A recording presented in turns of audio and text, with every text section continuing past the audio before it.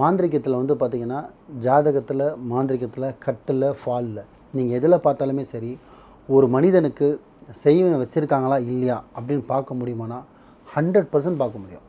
அவன் உடம்புல செய்வனையில் பாதிக்கப்பட்டிருக்கானா இல்லை மெடிக்கல் ரீதியாக பாதிக்கப்பட்டிருக்கானா அப்படின்னு பார்த்துக்கலாம், தெரிஞ்சிடும். இப்போ உடல் ரீதியாக பார்த்தீங்கன்னா உடம்புல என்ன ஒரு பேர்பட்ஸில் என்ன ஒரு ப்ராப்ளம் இருக்கோ அது உடல் ரீதியாக பாதிப்பு வரும். அது நீங்கள் டாக்டர் நாடி போகணும்.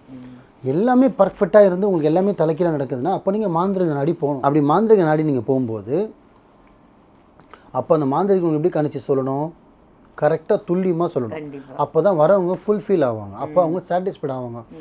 இதுதான் கரெக்டு, அப்போ நம்மளுக்கு தான் பாதிப்பு வந்திருக்கு அப்படின்னு. ஆனால் நம்ம ஆளுங்க எப்படி சொல்கிறாங்க தெரியுங்களா, பார்த்துட்டு கஷ்டப்படுறீங்க, உங்கள் சித்தப்பா பண்ணியிருக்கான், உங்கள் அண்ணன் பண்ணியிருக்கான், உங்கள் பெரியப்பா இருக்கார் பார்த்தீங்களா அவர் பண்ணியிருக்காரு, உங்கள் மருமக வந்தால் மாமியார் பண்ணுன்னு சொல்லிடுறது, மாமியார் வந்தால் மருமக பண்ணான்னு சொல்லிடுறது, மரும்புள்ள வந்தால் உங்கள் மாமியார் தான் பொண்டாட்டி பிரித்து கொண்டு போயிட்டான்னு சொல்லிடுறது. அப்படி மருமக வந்தான்னு வச்சிக்கல உன் பிள்ளைய வந்து அவங்க மாமியாரை தான் பண்ணி கூப்பிட்டு போயிட்டா தன் புருஷனை அப்படின்னு சொல்லிடுறது. அப்படி சொல்லி அந்த குடும்பத்தை சுத்தலில் விட்டுறது. அவங்க எது தின்னா பித்தந்தன்னு சுற்றுன்னு சுற்றுறாங்க. ஏன்னா தப்பான கைட்